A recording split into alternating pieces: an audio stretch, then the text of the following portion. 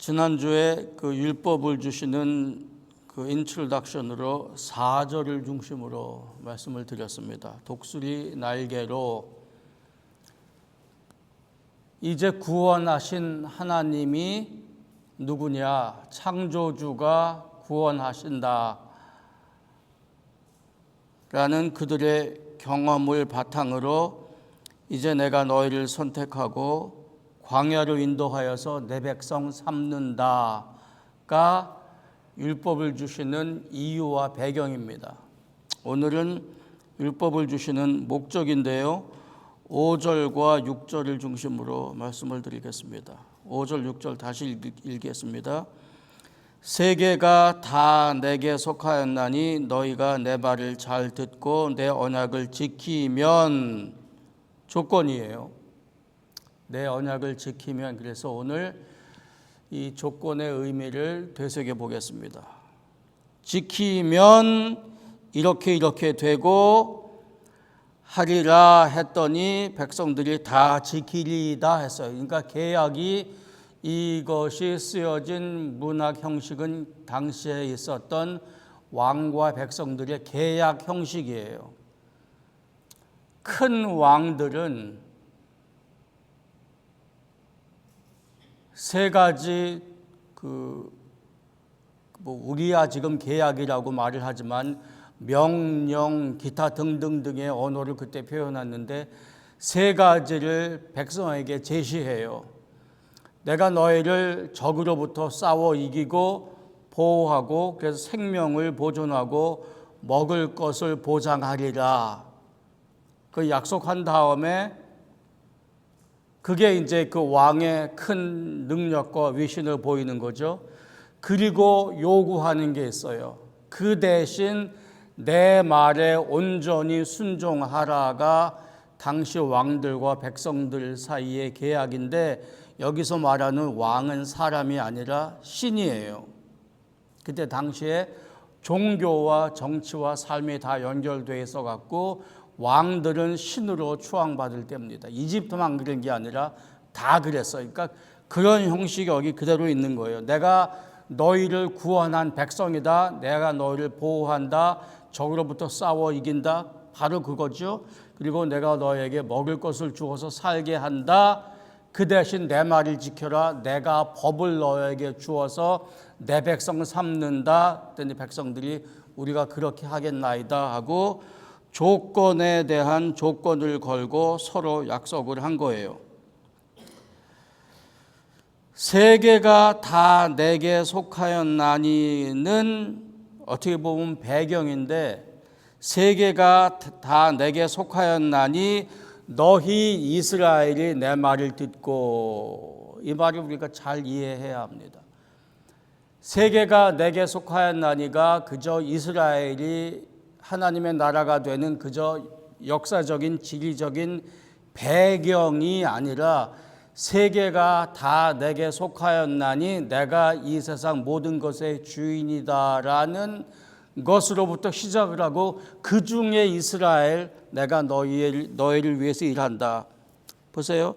세계가 다 내게 속하였나니 너희가 내 언약을 지키면 제사장 나라가 되고 거룩한 백성이 되는데, 이제 오늘 좀 이따 설명을 드리겠습니다만, 첫 번째 거룩한 백성이 되고 제사장 나라가 된다 그랬는데, 제사장은 연결점을 얘기해요. 그러니까 거룩한 백성은 이스라엘을 말하는데, 이스라엘로 그치는 게 아니라 연결점이 되어서 어디 보내신다는 말입니다. 그러니까 세계가 다 내게 속하였어야 이스라엘을 제사장 만들 수 있는 거지요. 그러니까 이 하나님께서 율법을 주어서 이스라엘로 당신의 백성 삼으시겠다는 이야기는 이분이 이스라엘뿐만이 아니라 이 세계의 주인인 게 전제가 돼야 이 얘기가 가능해요. 그럼 이제 이 당시로 보면은 신들이 많이 있잖아요. 있는데 이 이스라엘의 신이 그 그 모든 신들을 이기고 그 다른 신들을 주장할 능력이 없다 그러면은 여기 있는 말은 그냥 죄송한 말씀이지만 헛된 말이에요. 그러니까 이 세상 전체가 내게 속해 있다는 말이 열재앙, 출애굽, 홍해 사건으로 증명이 된 거지요. 그래서 그 근거 위에 이 하나님께서는 이 근거 위에 내가 너희들을 이렇게 만든다 이제 이 얘기입니다. 율법을 주신 것은 조건이다라는 게 기독교인들에게 그 걸림돌이 되기도 해요. 그래서 그럴 일이 아닌데 하나님께서 구원하시는 방법은 이러세요. 우리 이미 다룬 이야기인데 요약을 해볼게요. 그 이야기는 아브라함부터 시작해요. 아브라함은 이 하나님을 몰라요. 아브라함과 사라가 구원을 받을 만한, 선택받을 만한 가치를 증명하지 아니할 때에 이 하나님께서 순전히 은혜로 말미암아 이들을 부르신 걸로 구원의 메시지, 우리말로 복음이 시작이 돼요. 그러니까 부르신 것은 온전한 은혜입니다. 그리고 부르신 다음에 요구하시는 게 믿음이에요. 근데 당연히 믿음이 없지요. 그 믿음이 무언가부터 가르쳐 주셔야 해요. 그게 우리가 길게 읽은 아브라함의 이야기 창세기 11장부터 22장까지의 이야기예요. 그게 길어야 해요. 그래서 아무것도 모르는 이 신을 모르는 사라와 아브라함, 나이 많은 이분들에게 하나님을 믿는 게 뭔지를 가르쳐 주는 게 그게 신뢰였었어요. 알고 깨닫고 믿는다라는 종교적인 개념이 아니라 그들의 삶 가운데에서 이 하나님이 말씀하시는 것을 신뢰한다가 믿음이었어요. 그래서 그 이야기가 길어야 하고 아이 낳는다는 소재를 사용했어야 했으세요. 아이 낳는다는 그저 종교적인 개념, 종교심이 아니고 가장 육체적인, 가장 세상적인 삶이잖아요. 그 가장 세상적인, 가장 육체적인 아이 낳는 일에 너 나이 많아서 못 낳지? 이전의 삶의 세계관이 그랬었지? 이제 생각을 바꾸어 보아라. 그래서 사람이 바뀌고 사상이 바뀌고 세계관이 바뀌고 그걸 우리 전인간적인 변화 그래요.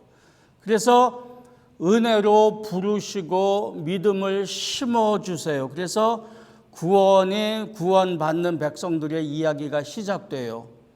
그래서 그렇게 태어난 이삭, 그러나 아직도 세상 속에서 사람의 죄성으로 살아나가는 그 가족들이 불어나서 생육하고 번성하라가 어디서 이루어집니까? 가장 인간적인, 가장 죄된 문화 이집트에서 일어나요. 세상 속에서 시작하시는 하나님의 구원의 역사예요. 그리고 그들을 특별한 방식으로 때가 되었을 때에 불러내어서 당신의 나라를 만드세요. 그리고 그 나라를 불러내서 하필 광야로 인도하신 다음에 거기서 이제 당신의 나라를 형성하는 작업을 시작하세요. 그래서 은혜로 부르시고 부르신 자들에게 믿음을 가르쳐 주시고 믿기 시작한 그의 백성들을 나라로 형성하는데 거기 나라로 형성하는데 사용하시는 방법이 율법인데 이 율법이 조건이에요. 지키면, 그래서 율법은 처음부터 예수의 사건을 지나서 성경 마칠 때까지 율법은 구원받을 방편으로 주신 적이 한 번도 없어요. 근데 조건 그래 놓으니까 이거 율법을 지켜야 구원받는구나. 그래? 그래서 그럼 율법을 지켜야 구원받아? 아니면 믿어야 구원받아? 둘 사이에 선택해야 하는 잘못된 생각을 하게 되는 거예요. 처음부터 구원은 사람으로서는 안 되는 일을 하나님께서 시작해요. 그게 부르시는 은혜예요. 이렇게 시작하지 않으면 아무도 못 와요. 그래서 구원의 시작은 하필 그 말을 딱 끝나니까 이렇게 들어오십니다. 구원의 시작은 하나님께서 하시는 구원의 방편은 내가 너희에게 율법을 주노니 율법을 지키면 내가 너희들을 구원할지 말지 생각해 보겠다가 아니라 나이 많아 불가능한 노인네 두 분을 불러서 전혀 이 하나님을 모르는 분을 불러서 믿음을 심어주는 걸로 시작을 하세요. 그래서 지금 말로 하면 이미 내 백성이 되었으니, 이미 구원되었으니, 이미 종교적으로 영적으로 신분이 변화해서 우리식으로 말하면 죄인이 아니라 내 백성이 되었으니 마땅히 당연히 내 백성으로 살아야 하겠지 하고 주시는, 훈련시키시는 학교의 교과 과정이 율법이에요. 이거는 조건이라 그 말이에요. 그러니까 구원이 조건에 달린 게 아니고 구원은 믿음에 달려있는데 그 믿음조차도 하나님께서 주셨어요. 이거 우리 로마서에서 공부한 거잖아요. 자, 지금까지 설명한 거 이해가 되시죠? 그러니까 율법의 요건, 율법이 요구하는 요구는 하나님께서 이왕 내가 너희를 구원했으니까 구원된 김에 한번 해봐 가 아니에요. 그러니까 이미 구원됐으니 할 수 있으면 한번 해볼래가 아니라 율법의 요건은 구원하시는 프로그램 전체 중에 필수적인 요소로 포함이 돼요. 구원은 됐으니 구원 백성으로 살아야지, 구원은 내가 이미 이루었으니, 이미 내 백성이 되었으니 이제 삶에서 내 백성으로 살아라가 율법인데, 율법은 구원에 더해지는 게 아니라 구원 프로그램의 중요한 일부예요. 할까 말까, 할 수 있으면 해라가 아니라 그 말이에요. 그래서 이어지는 구약 전체의 이야기가 아주 무서운 이야기가 율법 안 지킬 때에 일어나는 무서운 처벌이 거기 있는 거예요. 하면 좋지만 안 해도 할 수 없다. 어차피 내가 예수를 보내서 죽게 하고 그 믿음으로 구원할 테니 율법은 forget it 해라가 아니라 그 말이에요. 그래서 율법을 이야기해야 합니다. 자, 됐죠? 여기까지? 율법을 지키면, 이 순서가 첫 번째가 제사장 나라고 두 번째 거룩한 백성이 있는데, 거룩한 백성을 먼저 이야기해야죠. 너희가 내 율법을 지키면 거룩한 백성이 되리라. 그래서 이 이야기를 이제 몇 장 지나고 나면은 이게 한 단어로, 한 표현으로 이게 이제 형성이 됩니다. 나는 너희의 하나님이 되고 너희는 내 백성이 되리라. 형성해 나가는 과정이 율법이란 말이에요. 근데 아직 그게 안 이루어진 거죠. 거룩한 백성이 되리라. 거룩한 백성은 두 가지 요소가 있을 거예요. 하나는 구별이고 두 번째는 포함이에요. 첫 번째는 구별. 그래서 이제 율법을 지키면서 이스라엘 사람들이 귀담아 듣고 율법 담당한 성전에 있는 레위인들 통해서 율법을 배우고 율법을 실천하고 하면서 배우고 깨달아 아는 것, 여기가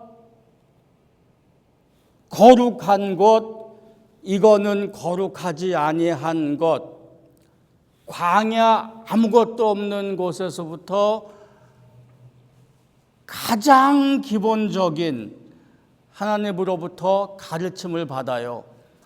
거룩한 것, 거룩하지 않은 것, 거룩한 장소, 거룩하지 아니한 장소, 거룩한 동물, 거룩하지 아니한 곳, 거룩한 시간, 절기, 거룩하지 아니한 시간. 이렇게 가르쳐 주지 않으면은 거룩한 게 뭔지를 모르는 거예요. 이 사람들의 종교적인, 정치적인, 사회적인 삶의 배경이 어디예요? 이 나온 사람들의 이집트 문화예요. 거기서 430년 살았어요. 이렇게 가르쳐야 하나님을 따라 아는 삶을 배워요. 그게 율법의 시작이에요. 그래서 그 중에 이스라엘 사람들이 이방과 구별되는 것들이 많이 생겨요. 그래서 안식일을 거룩히 지켜라가 이제 네 번째 계명에 안식일을 기억하여 거룩히 지켜라. 거룩히 지켜라. 이게 같은 말이에요. 그럼 안식일을 거룩히 지키는 것을 일반 백성들에게 광야에 있는 텐트 치며 사는 언제 옮겨라 할지 모르는 상황에 있는 이스라엘 백성들에게 안식일을 기억하는 건 뭘 하는 거고 거룩히 지켜라는 어떤 거를 하는 걸까요? 어떤 거를 하지 않는 거였을까요? 성경에 자세하게 기록되어 있지 않지만 이집트 공동체 안에 누군가가 이것을 규정해야 했을 거예요. 그러니까 거룩한 것, 거룩하지 아니한 것을 구별해내야 그게 기본이래야 하나님을 따라 사는 것이 알게 되는데, 그래서 구별이에요. 구별.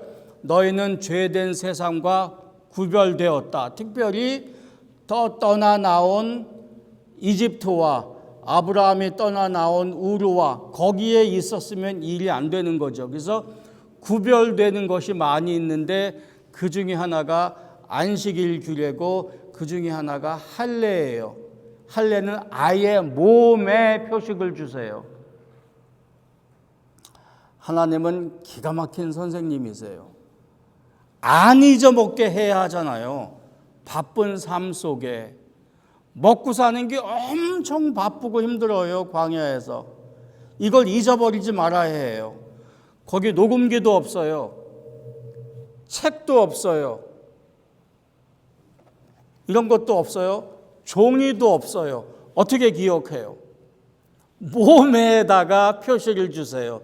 그래서 할례는 하나님께서 백성들에게 주신 언약, 아까 말한 그 계약의 표시예요. 그래서 할례 있는 것을 볼 때마다 사람들은 하나님과의 계약을 기억했었어야 하고 기억했어요. 그래서 이 할례가 얼마나 중요한 구별인가 하면은 이스라엘의 공동체 안에 나중에 이제 시간이 지나면서 그 안에도 아주 그 정통적인 그 신앙 지키는 커뮤니티가 있고 좀 그렇지도 않은 데 있는데, 이런 데 사는 이스라엘 사람들이 아이가 태어났는데 남자아이인데 8일째 되는 날 할례를 행하지 않으면은 그 부모가 돌에 맞아서 죽을 수도 있는 거예요. 이렇게 엄청나게 중요한 것, 죽을 수도 있는 만큼 중요한 게 구별의식이에요. 이 거룩함에. 근데 그렇게만 보면은 이스라엘만을 위하시는, 이스라엘만을 당신의 나중에 이제 선민의식이 생기는데, 선민의식은 이 많은 이방 죄된 민족 가운데 우리만 택하셨다 하는 의식이, 선민의식이 옳을 수 있어요. 근데 그렇지 않아요. 어디로 가시냐 하면은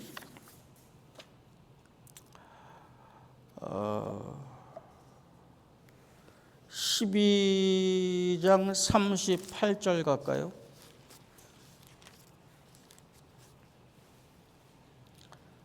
12장 38절 가면은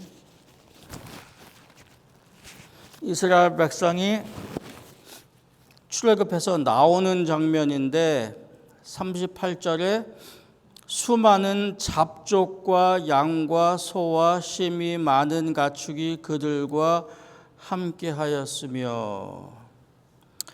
자, 여러분 성경에는 38절이 어떻게 번역되어 있어요? 제가 가진 성경엔 수많은 잡족과 그랬습니다.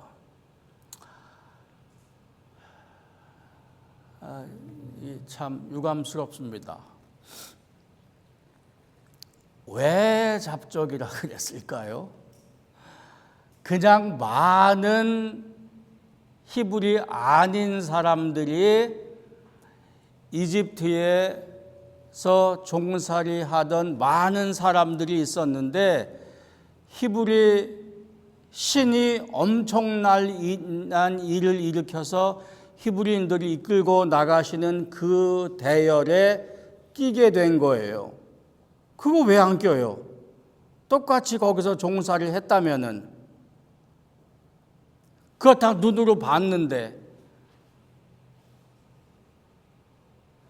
이 잡족들에게 어떤 일이, 이 잡족들이 어디에 포함되냐면은 같은 12장 43절부터 보니까 이 유월절 규례예요. 여호와께서 모세와 아론에게 이르시되 유월절 규례는 이러하니라. 이방 사람은 먹지 못할 것이나. 성경은요, 처음부터 복음의 역사를 해설함에 있어서 이스라엘을 단일 민족으로 구성하지 않아요.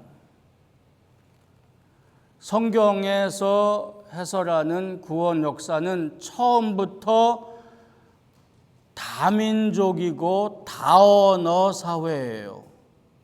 아까 우리 오늘 본문 읽을 때 세계가 다 내게 속하였나니 내가 이스라엘로 거룩한 백성 만들어서 내가 이방에 보낸다가 가능해지는 이유가 이 하나님의 계획이세요.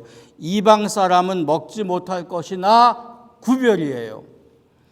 각 사람이 돈으로 산 종은 할례를 받은 후에 먹을 것이며, 포함이에요. 근데 여기 포함될 때 여기 구별하는 것 중에 하나가 할례예요.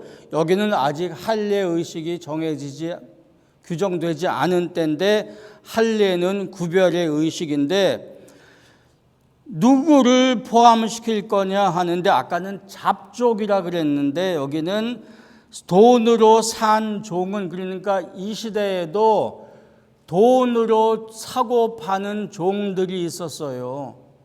그럼 누구까지도 이스라엘에 포함시켜요? 돈으로 산 종을 포함시키는 거예요. 좀 더 읽어볼게요.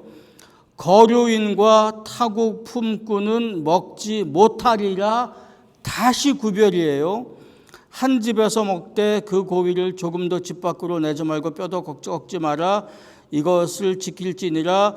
48절 너희와 함께 거류하는 타국인이가 아까 읽은 잡족이에요. 그건 뭐야? 잡족이라 그랬을까? 아마 잘 모르겠어요. 근데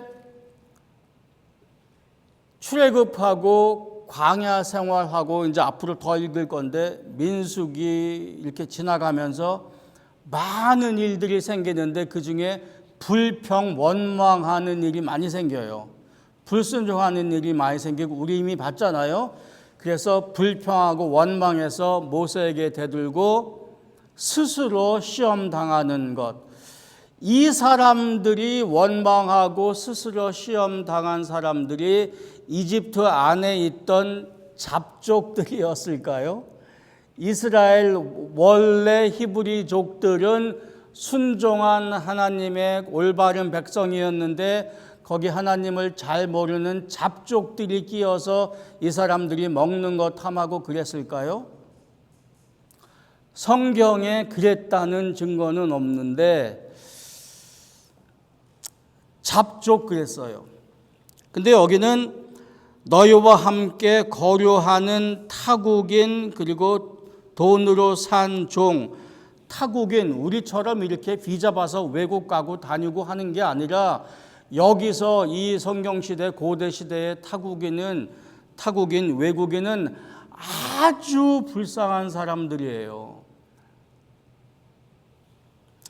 이 사람들을 포함해서 타국인이 여호와의 유월절을 지키고자 하거든 그 모든 남자는 할례를 받은 후에야 가까이 지킬 것이니 44절하고 48절을 비교해 보세요. 할례를 받지 아니하면 구별되어서 너희만 거룩한 백성인데 누구든지 같이 나와서 너희에게 끼인 사람 외국인이든지 심지어는 돈으로 산 종이라도 이 돈으로 산 종은 이 히브리 사람 가정에도 있었어요. 이런 사람들이 할례를 받고자 할 경우에는 할례를 받게 하고 너희 커뮤니티에 끼어라 그리고 유월절 음식을 먹게 하라 그랬어요. 근데 이 유월절이 예수 믿는 사람들에게 구원을 말하는 가장 기본적인 절기예요. 그러면은 오늘 우리가 읽은 19장에 있는 말씀을 좀 더 잘 이해할 수 있어요. 내 언약을 지키면 너희는 모든 민족 중에서 내 소유가 되겠고, 구별이에요. 그래서 거룩한 백성이란 말을 들을 때 우리가 기억해야 할 것은 특별히 선민이라는 말을 우리가 하거나 들을 때에 더 발전시켜서 교회라는 말을 생각하거나 교회라는 단어를 쓰거나 할 때에 우리가 가져야 할 것 두 가지, 구별과 포함이에요. 누구를 포함한 함께 나온 다른 많은 사람들을 포함하고 그 중에 불쌍한 유리걸식하는 외국인 포함하고 거기에 심지어는 니네 집에 있는 돈으로 산 종, 언어도 없었고 이 사람들은 전혀 경제적인 가치가 없어서 너희가 돈으로 주고 집에서 부리는 종들도 원하면 당신 커뮤니티에 포함시켜서 하나님의 백성 되게 하라가 거룩한 백성이에요. 처음부터 하나님의 계획 안에 있어요. 근데 이 이스라엘 백성들이 이런 거룩한 백성에 대한 인식을 잘 가지고 발전시켰을까요? 그러지 못했을까요? 그것에 대한 자세한 기록은 없어요. 그랬다도 없고 그렇지 않았다도 없는데 일반적으로 우리가 이스라엘이 지나온 역사를 보면은 짐작은 할 수 있어요.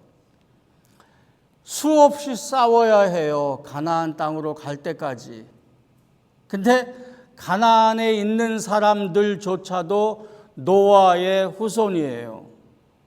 딴 데도 마찬가지겠죠. 다 홍수로 뒤덮였었는데 그 같은 뿌리에 나왔는데도 싸워야 해요. 근데 더 심하게는 가나안 땅에서 순종에 살지 못하고 거기서 쫓겨 나와야 되는데 그 비슷한 일이 이미 있었어요. 에덴 동산에서 하나님의 말씀을 내 말을 지켜서 내 에덴 동산에 있는 내가 심은 이 좋은 과실들을 네 마음대로 따먹고 행복하게 살아라. 자유와 함께 그러나 요것은 손대지 마라. 자유함과 제한이 거기 있어서 그것도 조건이에요. 그렇죠? 그러니까 인간 삶에서 조건은 우리 인간 존재에 포함되는 거예요. 우리는 하나님이 아니에요. 우리 마음대로 하는 게 없는 거예요. 선, 악, 옳고 그른 거 우리가 정하지 않아요. 어디서 어떻게 사는 거 우리가 정하지 않아요. 건강하게 먹고 건강하게 일하고 건강하게 생각하면 행복해요. 이게 물질적인 조건이죠. 영적인 조건도 마찬가지예요. 하나님께서 뜻하신 바 이 세상 질서, 하나님께서 만들어 놓으신 질서, 영적인 질서건 정신적인 질서건 지키는 것이 가장 행복한, 종교적인 순종 말하는 게 아니라 사람을 그렇게 지으셨기 때문에 그게 육체적인 조건이건 윤리적인 조건이건 영적인 조건이건 창조 요건을 지켜 사는 게 사람으로서 가장 행복한 조건이다 그 말이에요. 근데 그게 에덴 동산에서부터 그 조건이 지켜지지 않았고 그게 죄가 돼서 쫓겨났듯이 똑같은 일이 가나안에서도 일어나서 쫓겨나죠. 근데 거기서 하나님께서 사용하시는 방편이 아수르 제국과 바빌론 제국이에요. 이거는 무시무시한 심판이에요. 근데 이 사람들하고 싸우는 게 아니라 이 사람들에게 당하는 게 이스라엘의 운명이에요. 그건 첫 번째 이집트에서 당했어요. 아수르 제국에 당해요. 바빌론 제국에 당해요. 그 다음에 바빌론 제국에 당해 있는 상태에 바빌론 제국이 페르시아의 점령이 돼요. 그 다음에 로마 제국으로 넘어가요. 이 큰 제국에 죽임을 당하고 그 아래에서 종살이하는 수백 년 역사를 지나가면서 이스라엘 사람들에게 타민족, 이방민족 다 자기보다 힘세고 잘 살아요. 이스라엘은 요만한데 타민족은 이만해요. 그럼 이스라엘이 볼 때에 이스라엘이 보는 타민족은 어때요? 늘 업신여김과 죽임을 당해온 이스라엘 입장에서 보면은 적대감이 큰 거고 반대로 그들이 가지고 있는 종교심은 선민의식은 또 그거에 비례해서 더 커지는 거지요. 하나님은 뭐라 그러세요? 이사야서 19장 한번 갈까요? 우리 한번 찾아본 건데 이사야서 19장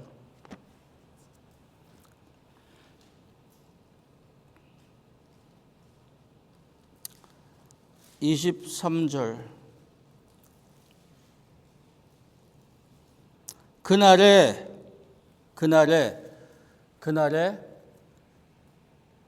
아수르와 바빌론으로 끌려갔던 포로가 해방되어 오는 날에 애굽에서 아수르로 통하는 대로가 있어 아수르 사람은 애굽으로 가겠고 애굽 사람은 아수르로 갈 것이며 애굽 사람이 아수르 사람과 함께 경배하리라. 누구를? 자, 보세요. 우리 아브라함 얘기할 때 한 거예요. 아수르 여기예요. 아수르 여기예요. 여기예요. 이집트 여기예요.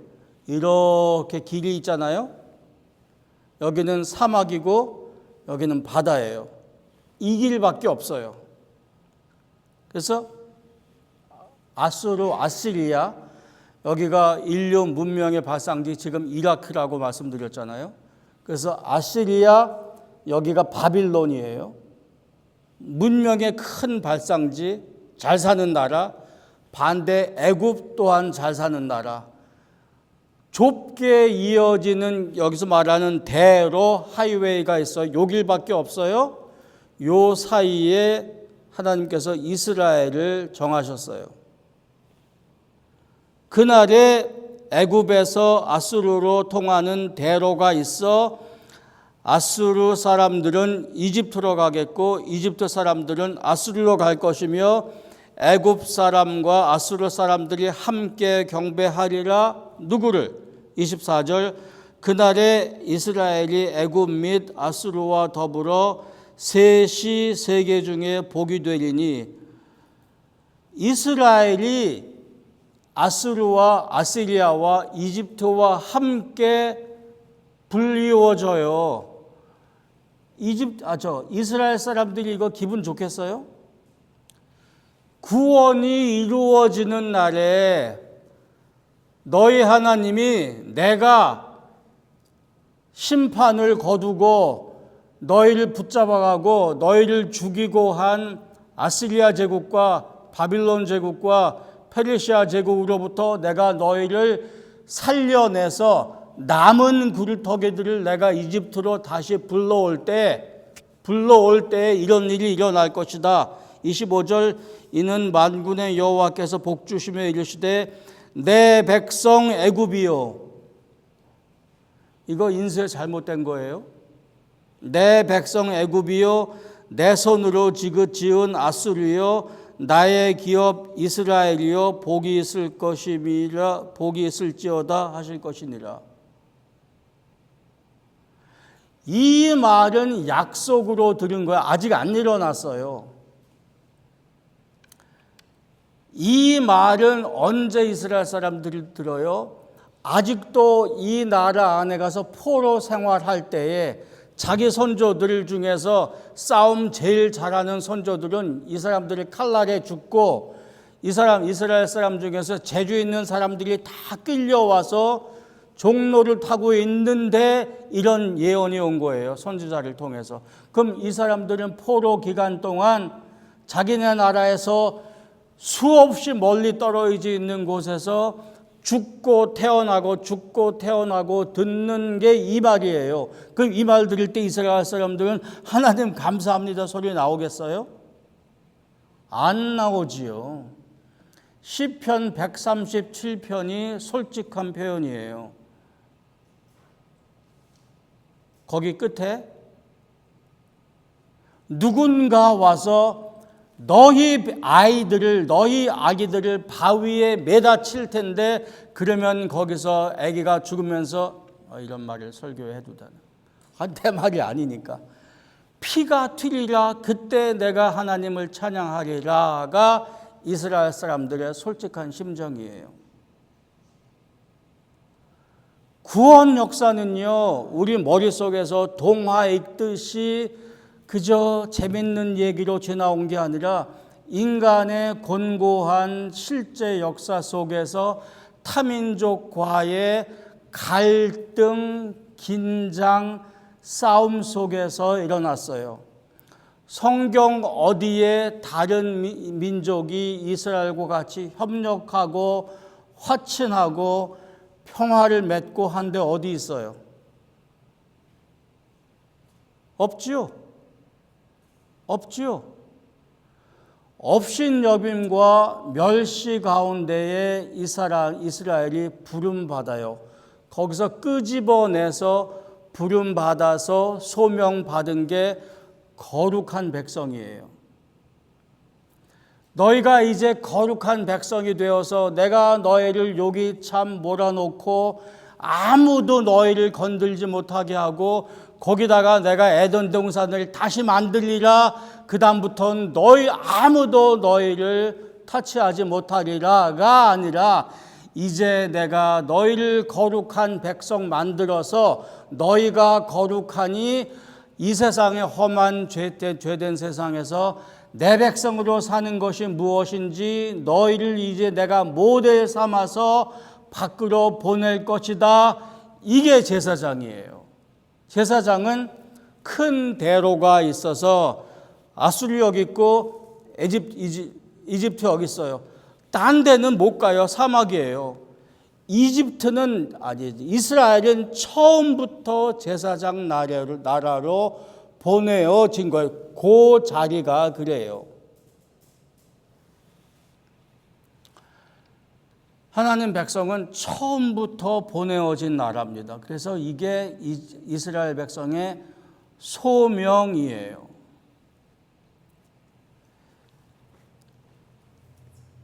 이게 이러한 하나님의 구원 계획이 완성된 것을 구약에서 못 봐요. 이스라엘 사람들이 여기에 충실하지 못했어요. 하나님의 이 구원 계획에 충성스럽게 순종하지 못했어요. 그리고 예수님께서 이제 이 일을 이루세요. 그게 온전한 완성된 이스라엘이고 우리식으로 말하면 그게 교회예요. 교회는 아직도 세상 가운데 있어요. 세상으로부터 벗어나서 구별된 요소가 있어요. 그래서 세상과 섞이지 마라 하는 요소가 있어요. 그래서 교회를 지칭하는 헬라어가 어디로부터 나온이라는 단어를 사용해요. 그래서 세상으로부터 나온, 세상으로부터 구별됐다는 개념이 있어요. 첫 번째, 구별돼야 해요. 거룩해야 해요.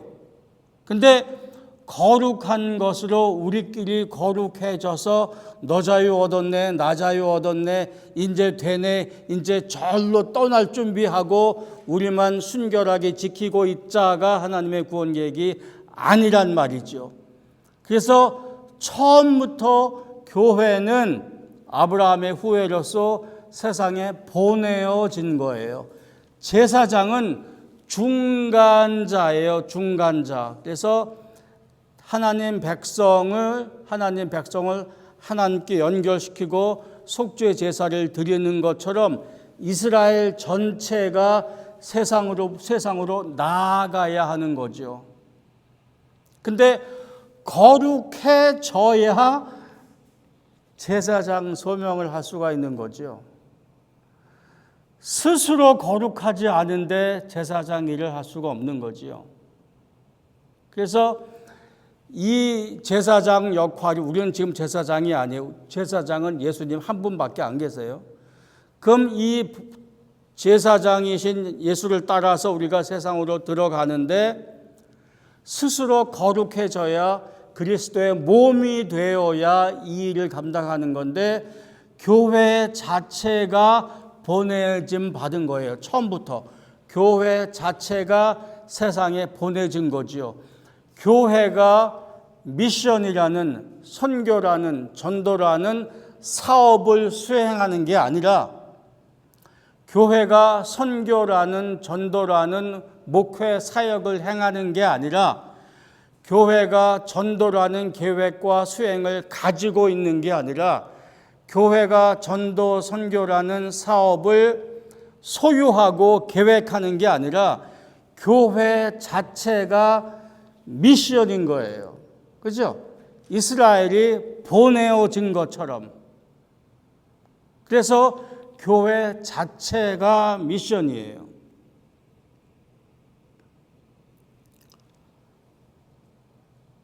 때때로 우리는 선교, 전도하면서 우리가 염두에 두고 그런 말을 들을 때 생각나는 건 그게 뭐냐 할 때 하는 건 그저 우리가 이렇게 하는 일 중에, 하는 사업 중에, 하는 시간 중에, 교회 목회 중에 일부가 이렇게 나가서 말로 설명하고 전도하고 누군가 여행 가서 전하고 오는 것.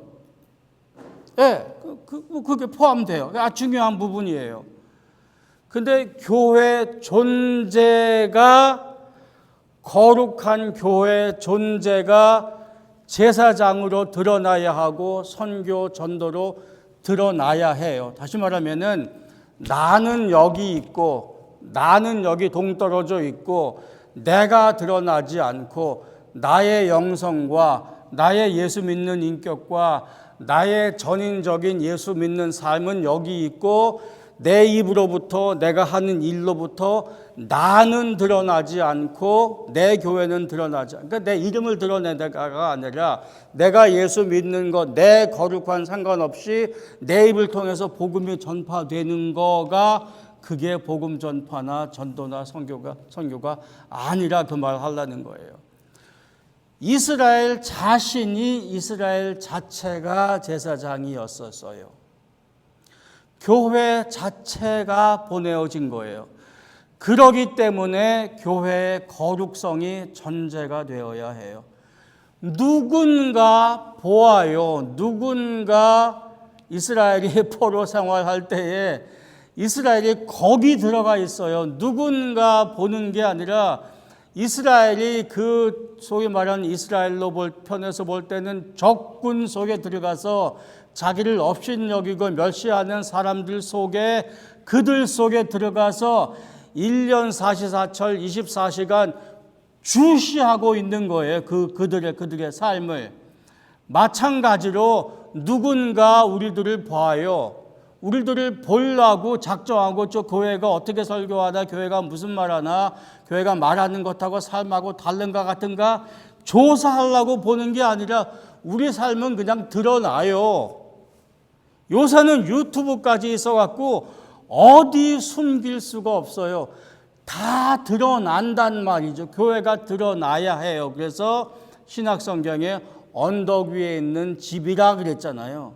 그래서 교회가 하는 일을 보고 언덕 위에 있으니까 사람들이 다 보고 그들의 착한 행실을 보고 다른 사람들이 하나님을 찬양하게 하라가 교회의 목적이에요. 그게 제사장 노릇이고 그게 선교고 그게 전도예요. 우리에게 주어진 일은 여기서부터 시작해. 우리가 누구인가는 여기부터 시작을 해요. 이것은 곤란하고 하기 싫고 귀찮고 왜 내게 이런 일을 시키냐라는 내가 예수 믿은 것, 내 개인이나 공동체 이외에 덧입혀진 직무, 소명, 책임이 아니라 내가 누구인 것에 대한, 내가 누구인 것을 살아가는, 내가 누구인 것이 자연스럽게 드러나는, 컵에다가 물을 부으면 자연히 그 물이 똑같이 흘러넘치듯이 내가 정말 감사하고 영광스러운 구원을 누리며 내가 이 일을 하면은 내 일이 크건 작건 내 가정생활이 어떻든지 내가 진정한 구원의 기쁨으로 살면 그것이 우러나오는 거고 우리 교회가 우러나오는 거지요. 그것이 제사장 역할이라 그 말이지요. 그래서 이 제사장 역할은 그것을 수행하려고 하면은 힘이 어려운 일인데 그것을 거룩한 백성으로 살면은 이건 좀 말하기 그렇지만 이것처럼 자연스럽고 쉬운 일이 없는 거지요. 이거를 따로 하려니까 어렵고 힘들고 무거운 짐인데 거룩한 백성이 사라지면은 이게 기쁜 일이고 재미있는 일이고 주위 사람들과 함께 내가 예수 믿는 사람으로서 행복한 삶을 영위할 수 있으면 이것처럼 쉽고 재미있고 행복한 일이 없다 그 말이지요.